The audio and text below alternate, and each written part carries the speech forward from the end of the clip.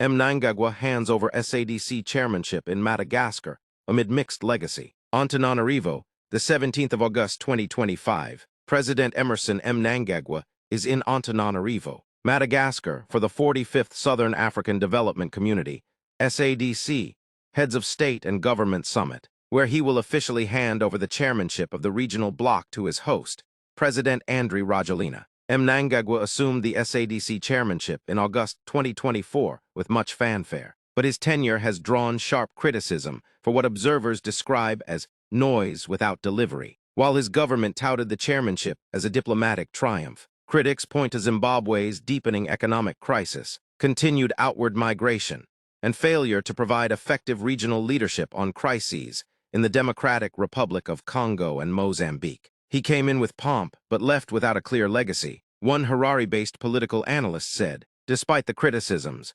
government officials maintain Mnangagwa's leadership of the regional bloc was successful, citing efforts to promote industrialization and agricultural development. Upon arrival in Madagascar, Mnangagwa was received by Prime Minister Christian Ntse, along with Zimbabwean cabinet ministers Aman Marwira, Foreign Affairs, and Mangalizo Ndilavu, Industry and Commerce. Also present were Ambassadors David Hamadzirapi, South Africa, Madagascar, and Henry Mukanoashiro, Botswana SADC Secretariat. Summit agenda, running under the theme, Advancing Industrialization, Agricultural Transformation, and Energy. This year's summit will focus on strengthening industrial capacity and regional value chains, modernizing agriculture for food security, promoting an inclusive energy transition, deepening regional integration and governance reforms, enhancing peace and security across the bloc. Mnangagwa will now cede the rotating SADC chairmanship to Madagascar's President Rajoelina,